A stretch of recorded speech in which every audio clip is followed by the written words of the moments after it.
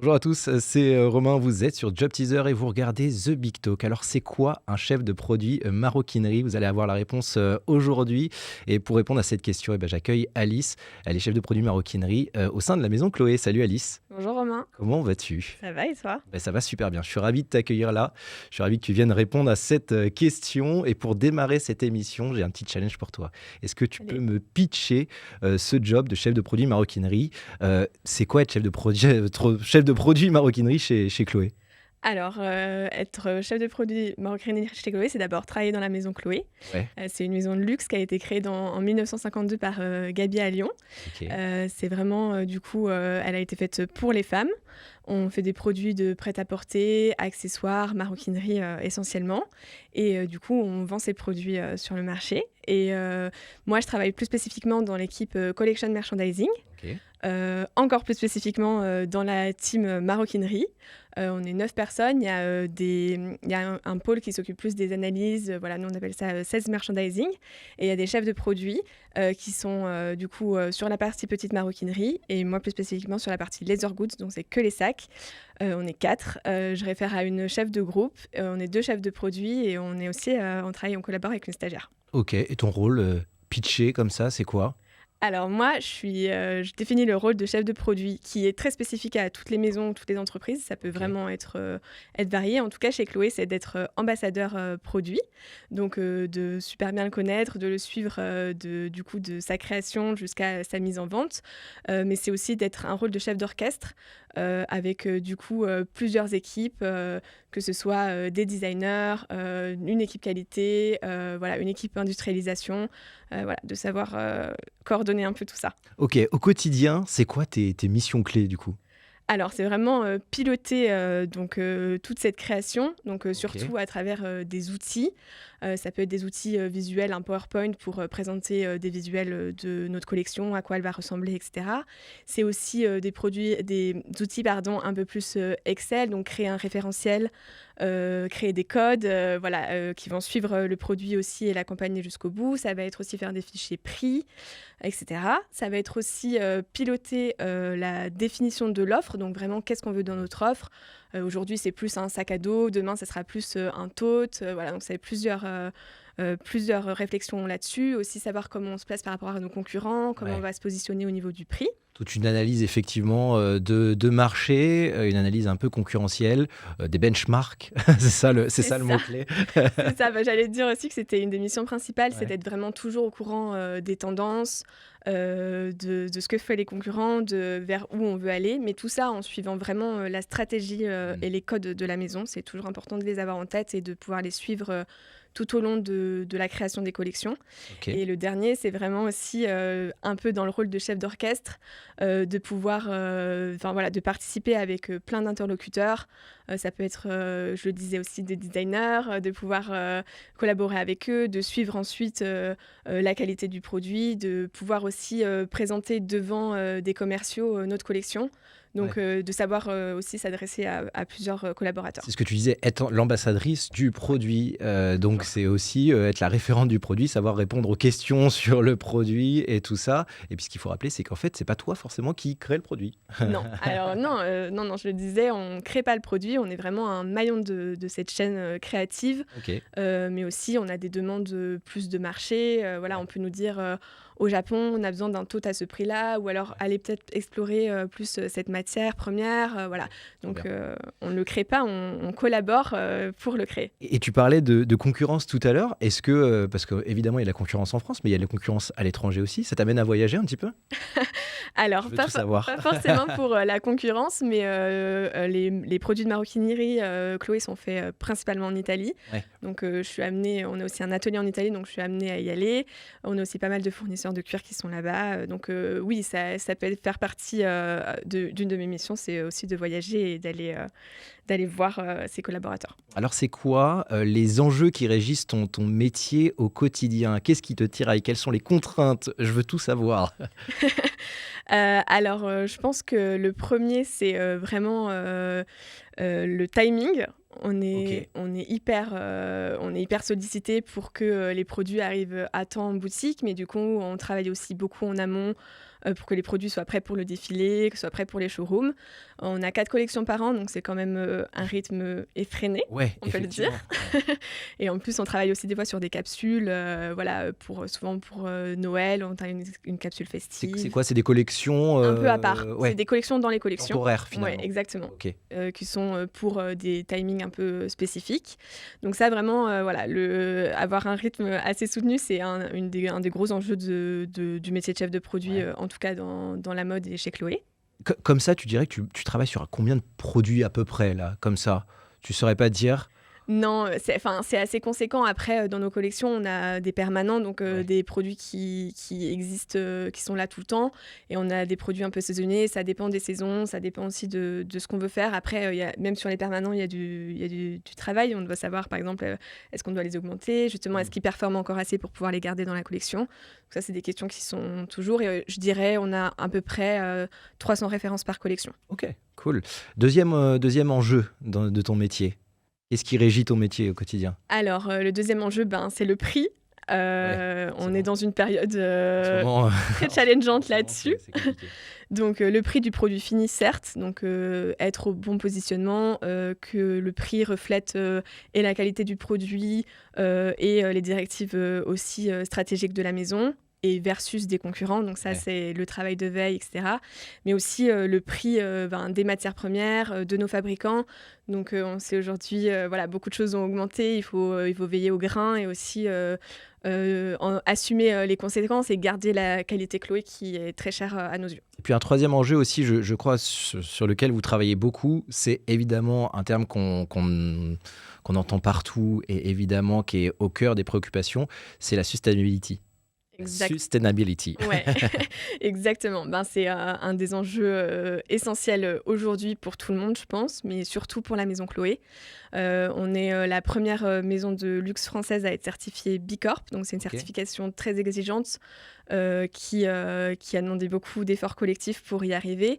Et on travaille vraiment beaucoup tous ensemble pour y arriver et pour faire aussi des produits les plus éco-responsables possibles. C'est un travail au quotidien sur les matières premières et même sur l'éco-conception de nos produits. Voilà. Ouais, parce que toi, tu parlais tout à l'heure que tu travaillais sur des sacs en cuir. C'est quoi les exemples, par exemple? Sur quoi vous travaillez? Sur quelle matière aujourd'hui vous travaillez? Alors, surtout, justement sur les sacs en cuir, d'avoir la certification LWG. Donc, c'est que ces cuirs proviennent de tanneries qui utilisent moins d'eau, moins de D'accord. produits chimiques. Et on est assez fiers d'avoir présenté notre dernière collection qui est 100% LWG sur les produits en cuir qu'on a présentés. Évidemment, on explore d'autres pistes, mais j'en dis pas plus. Alors c'est vrai que on va pas se le cacher, on entend beaucoup de choses, à la fois sur le rôle de chef de produit, sur le métier de chef de produit, et aussi à la fois sur les maisons de luxe, évidemment, et le monde du luxe. Et on va parler de clichés un peu. On aime bien chez Job Teaser parler de clichés. Et un des premiers, et tu l'as abordé en début d'émission, c'est le rôle du chef de produit. Le chef de produit, on entend beaucoup le chef de produit crée le produit. Bah non, pas forcément finalement. Bah non, pas forcément. On est une équipe, on est plusieurs pour créer ce produit, créer et l'accompagner. Et je pense que du coup, le rôle principal de chef de produit, c'est de l'accompagner de sa création à sa mise sur le marché. Et tu le disais tout à l'heure, il y a toute une équipe qui crée avec des designers, Bien sûr. et tout ça. Et toi, Des développeurs, développeurs. des maroquiniers, des modélistes, des gens qui cherchent les matières aussi justement. Voilà, donc on est vraiment une équipe et on collabore avec ces équipes pour arriver au meilleur produit possible. Autre chose qu'on entend beaucoup, la mode, c'est très féminin. Alors, je te demande à toi, forcément, qui vient d'une maison qui a été créée par une femme, pour les femmes. Alors, tu as super bien résumé, Chloé. C'est tout le principe. Et on assume aussi d'être beaucoup de femmes qui travaillent chez Chloé, un gros pourcentage. Mais aussi, on reçoit beaucoup de candidatures féminines justement pour ces postes de chef de produit et d'autres postes aussi qui sont dans l'imaginaire collectif très féminin. Ouais, donc En peut-être, tout cas, effectivement, peut-être que les gars qui nous regardent, les garçons qui nous regardent, osent peut-être pas. C'est ça, tu disais que vous recevez beaucoup de CV, ouais. finalement essentiellement féminins, quoi, finalement. En tout cas, on serait ravis de recevoir aussi des candidatures masculines. Et nous, on on est vraiment attaché, enfin en tout cas moi surtout moi, à la sensibilité produit. Donc si vous avez une sensibilité produit et l'envie en général, ça suffit pour nous convaincre. Donc venez, n'hésitez pas. Ok, le message est passé. Et en plus, apparemment, tu me disais tout à l'heure, il y a plein de bonbons dans l'équipe et tout ça, donc Ah ouais, ça c'est vous aussi serez un bien. des clichés. On mange pas dans la mode. Alors dans notre bureau, il y a tout. Il y a des gâteaux, il y a des bonbons. Vous pouvez venir quand vous Non, mais voulez c'est grignoter. vrai qu'il y a un film qui a fait un peu mal au milieu du luxe, et j'en viens au troisième cliché qu'on entend beaucoup. La mode et le luxe, c'est un peu comme le diable s'habille en Prada, quoi, finalement. Bon, ça lui a fait mal. Moi, j'adore ce film. Oui, non, mais c'est Mais vrai. non, c'est vrai qu'il y a beaucoup de clichés qui ont été aussi grossis et alourdis par plein d'histoires, de films, de documentaires, etc. Euh, Chez Chloé, en tout cas, et de mon expérience jusqu'à présent, c'est une maison hyper bienveillante. On est vraiment des collègues, mais aussi des très bons amis qui Ok. collaborent ensemble. Oui, on travaille dur, mais on sait aussi très bien s'amuser chez Chloé, je vous assure. Et apparemment, si vous rejoignez l'équipe de Chloé, vous allez bien manger en plus. Il y a plein de Exactement. bonbons, il y a plein de gourmandises. Exactement. Si on se projette un petit peu là pour les étudiants qui nous regardent, qui aimeraient bien rejoindre Chloé en tant que chef de produit, quels sont les enjeux futurs que tu vois arriver sur ce marché et sur lesquels ils devraient être amenés à travailler finalement? Alors, on parle beaucoup de la digitalisation. Ouais, forcément. Voilà, un produit, c'est très concret, mais il y a plein d'autres aspects qui peuvent être digitalisés. Et en tout cas, même beaucoup d'informations maintenant qui se retrouvent beaucoup sur Internet, etc. On travaille pas mal là-dessus. Je peux citer un des sacs dont on est très fier, qui fait partie d'un projet où on peut suivre vraiment la création du produit et d'où viennent ces matières, du champ jusqu'au produit fini. C'est un peu une carte d'identité du produit Ok. qui permet de renseigner tout ça, mais aussi d'authentifier le sac. C'est un des sujets très importants de certifier que c'est un produit Chloé. Ou une éventuelle revente. Exactement, ou même une réparation. Voilà, ça va aider. Donc voilà, c'est pas encore toutes nos collections, mais on travaille dessus et on est aussi très fiers d'avoir ce projet à nos actifs. Mais il y a plein d'autres enjeux qui arrivent. Ouais, la réflexion, c'est comment aujourd'hui et demain le digital peut aider aussi. On parlait de sustainability tout à l'heure. Comment le digital peut aider dans Bien sûr, dans cette voie-là. exactement. Effectivement.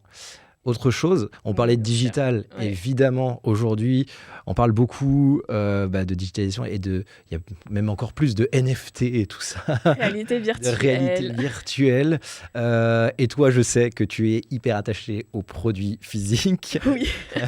mais c'est évidemment une des questions que l'on peut se poser pour l'avenir, les enjeux futurs, c'est comment on fait jouer les deux, en fait, finalement. Ouais, exactement.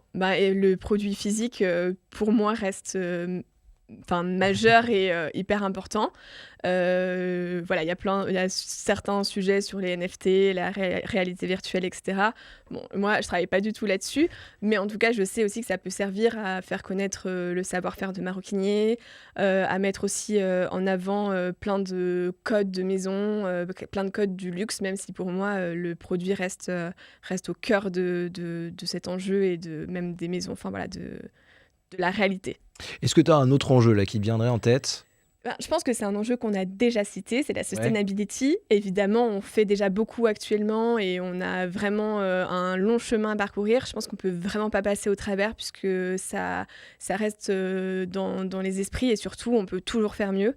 Donc voilà, C'est il y a surtout plein de projets qui arrivent un peu confidentiels, mais on travaille aussi beaucoup dessus et je pense que c'est un des enjeux qui est vrai pour tout le monde et vraiment aussi pour le métier de chef de produit. Ouais, d'aller s'adapter aux nouveaux modes de consommation. On a vu, ça évolue hyper vite. D'ailleurs, tu me disais tout à l'heure, qui aurait cru il y a 10 ans qu'on allait travailler sur des sacs, tu vois, vegan presque, des choses comme ça. Donc c'est effectivement toujours s'adapter aux nouveaux modes de consommation et aller trouver peut-être des nouvelles matières, des choses Ouais. comme ça. Non, l'innovation va aussi super vite, Ouais. donc il faut rester bien sûr à l'écoute des tendances et du marché, mais aussi savoir se les approprier au bon moment. Donc voilà, il y a plein de travaux en cours, plein de choses en cours.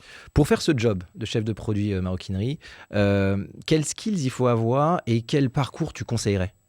Alors, il n'y a pas de parcours type. Ok. On pense souvent généralement aux écoles de commerce, écoles d'ingénieurs, mais on peut aussi avoir été à l'université ou avoir fait une école de design. Enfin voilà, vraiment les parcours sont assez divers et je pense que c'est vraiment, j'en parlais tout à l'heure, la sensibilité Mm. produit qui prime. Ouais. Et je vais beaucoup parler de soft skills, puisque pour moi c'est vraiment hyper important. Les hard skills, on les apprend surtout voilà, au quotidien, sur le tas un peu, même À si l'école, un petit peu quand à même. l'école, bien sûr, T'as mais retrouvé des à éléments. l'école, bien sûr, oui, j'ai retrouvé des éléments, mais vraiment pas une. J'ai jamais fait le même tableau à l'école que je fais aujourd'hui au quotidien, et je pense que c'est pour beaucoup de fonctions le cas. Mais ouais, les soft skills, ben, je dirais vraiment le dynamisme. Voilà, le rythme est soutenu. Ouais. Il faut être dynamique et voilà, voilà, pas. Pas Non, sans- mais on travaille aussi avec des produits, donc on les manipule. C'est vrai qu'on parle aussi à beaucoup d'interlocuteurs, parler en anglais, en italien, être toujours proactif, c'est principalement ce qu'on nous demande. Euh, S'adapter toujours, effectivement. Ça, Exactement, c'est la s'adapter. capacité Ouais. d'adaptation, c'est hyper important. Ouais, exactement. Et on travaille avec des équipes hyper diverses, donc on ne va pas s'adresser de la même façon à un designer qu'à un commercial. Voilà, donc c'est vraiment aussi savoir s'adapter. Et je parlais aussi de la langue, donc aussi en anglais, en italien, parfois ça arrive. C'est bon à savoir. Bon, ça va. Voilà, ça peut servir. Et puis évidemment, on est dans une maison de luxe. La rigueur, c'est hyper important. La rigueur. La Ouais. rigueur, on est aussi garant et ambassadeur des informations qu'on passe, Mm. du début de la chaîne jusqu'à la fin. Donc ces informations doivent être tenues, renseignées. Et aussi, voilà, c'est pas parce qu'un sac, quand on l'a reçu la première fois, fait 20 cm qu'il va faire 20 cm jusqu'au moment où il va arriver en boutique. Ça peut changer. La longueur de bandoulière peut changer aussi. Donc on doit vraiment tenir de manière très rigoureuse ces informations au chaud. Voilà, j'en cite que quelques-unes, mais on a aussi des informations juridiques, aussi des informations de codification sur des systèmes d'information, etc. Donc la rigueur, c'est super important. J'ai l'impression que la capacité d'organisation aussi, ça doit être un soft skills clé qu'il Oui, faut mais avoir. ça, encore une fois, on est une Ouais. équipe, on fait des plannings ensemble et on s'entraide. Donc oui, il faut être organisé, bien Ça marche. sûr, mais travail d'équipe, toujours. J'aimerais te laisser là pour finir cette émission, 1 minute. Qu'est-ce que tu aimerais dire aux étudiants qui nous regardent et qui aimeraient faire ton job de chef de produit maroquinerie? Alors, j'aimerais leur dire que le positif entraîne le positif. Ok. Ça a été vrai dans mes recherches de stage, mes recherches d'emploi, même encore au quotidien, j'essaye d'être positive pour entraîner le positif. C'était aussi une des phrases de la créatrice de Chloé, c'est Gabrielle Lyon, qui a dit qu'elle voulait que la maison soit positive et rendre les gens heureux. Et je trouve que ça reflète aussi vraiment l'ambiance de travail et aussi une partie de mon quotidien. Et je voudrais leur dire aussi de vraiment pas hésiter à viser haut, à viser vraiment le job de leur rêve ou le stage de leur rêve, et après d'ouvrir ses chakras si besoin, mais d'être toujours, voilà, si vous êtes sûr de vous, même si vous avez des questions, allez poser des questions. Si vous avez des envies, n'hésitez pas. Et voilà, après, normalement, ça vient tout seul. Enfin, bien. il faut y croire. Et un dernier tips là pour ceux qui auraient postulé, qui passent un entretien peut-être la semaine prochaine ou dans le mois. C'est quoi le meilleur tips que tu pourrais leur donner? Allez en boutique. Aller en boutique. Allez en boutique, allez sur le site internet si jamais c'est pas possible. Mais voyez les produits en vrai, renseignez-vous, l'expérience. vivez l'expérience client. Ou même, même peut-être qu'une de vos potes ou un de vos potes a acheté un produit, demandez-lui qu'est-ce qu'elle en pense, comment elle a vécu l'expérience. Enfin, vraiment, allez dans le concret, allez voir les produits. Voilà, on a parlé du virtuel, oui, c'est vrai, ça existe. Faites aussi l'expérience sur le site internet, il n'y a pas de souci. Mais juste dans le concret, et pas juste aller sur la page Wikipédia et savoir que, je l'ai dit 3 fois, que Chloé a été créée en 1952. Mais vraiment, actuellement, qu'est-ce qu'il y a en boutique? Qu'est-ce qui vous a frappé? Quels conseils vous donneriez? Quel est votre avis, tout simplement? Et puis pour les gars, pas de plafond de verre, allez-y, postulez, vous êtes les bienvenus. Bien sûr. Merci beaucoup Alice, c'est super intéressant. Merci à toi. Merci à vous tous de nous avoir suivis. J'espère que ça vous aura donné envie de postuler chez Chloé, et plus particulièrement pour le job de chef de produit maroquinerie, et même chef de produit plus global au sein de la maison. Plein d'autres choses. Si vous voulez en savoir plus, un rendez-vous sur la page Job Teaser de la maison Chloé. Quant à nous, on se retrouve très bientôt pour un nouveau numéro de The Big Talk, évidemment sur Job Teaser. Bye bye.